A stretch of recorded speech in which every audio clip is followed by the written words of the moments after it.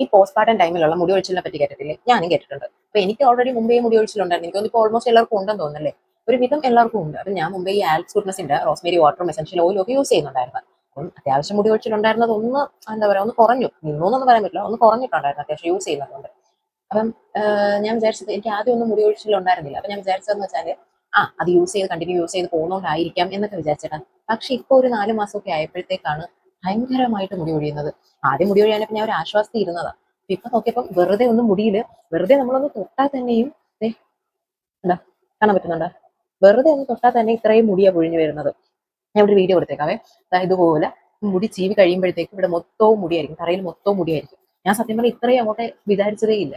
ഞാൻ ഫസ്റ്റിൽ ഒന്ന് മുടി ഒഴിച്ചിട്ട് ഇത്രയും ഇല്ലാഞ്ഞപ്പോൾ ഞാൻ വിചാരിച്ചു ആ ഒരു രീതിയിൽ അങ്ങ് പോകുമായിരിക്കും. പക്ഷേ ഈ ഡെലിവറി കഴിഞ്ഞിട്ട് ഒരു 3-4 മാസമൊക്കെ ആകുമ്പോഴത്തേക്കാണ് നമ്മുടെ ഹോർമോണൊക്കെ ചേഞ്ച് ചെയ്ത് മുടി കൊഴിച്ചിലൊക്കെ ഇത്രയും നല്ലപോലെ വരുന്നത് എന്ന് പിന്നീടാണ് എനിക്ക് മനസ്സിലായത്.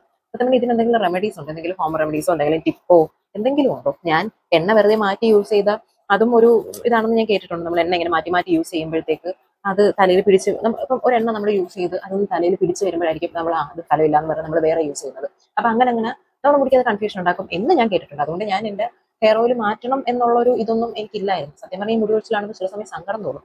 അപ്പൊ ഞാൻ ആലോചിക്കും എന്തെങ്കിലും റെമഡീസ് ഉണ്ടാവുമായിരുന്നു. നിങ്ങൾക്ക് ആർക്കെങ്കിലും എന്തെങ്കിലും അറിയാമെങ്കിൽ ഒന്ന് കമന്റ് ചെയ്തേക്കണേ. ഇനി അതല്ല എന്നെ പോലെ ഒരു ഐഡിയ ഇല്ലാതെ ഇങ്ങനെ ഇരിക്കുന്നവരാണെങ്കിലും ഒന്ന് കമന്റ് ചെയ്തേക്കണം. നിങ്ങളുടെ മുടി ഒഴിച്ചിൽ ഇതേപോലെ ഭയങ്കരമായിട്ടുണ്ടോ ഇല്ലയോ എന്നൊക്കെയുള്ള നിങ്ങളുടെ എക്സ്പീരിയൻസും ഒന്ന് കമന്റ് ചെയ്തേക്കണം കേട്ടോ. അപ്പൊ അത്രേ ഉള്ളൂ. അടുത്ത വീഡിയോ കാണാം. ബൈ.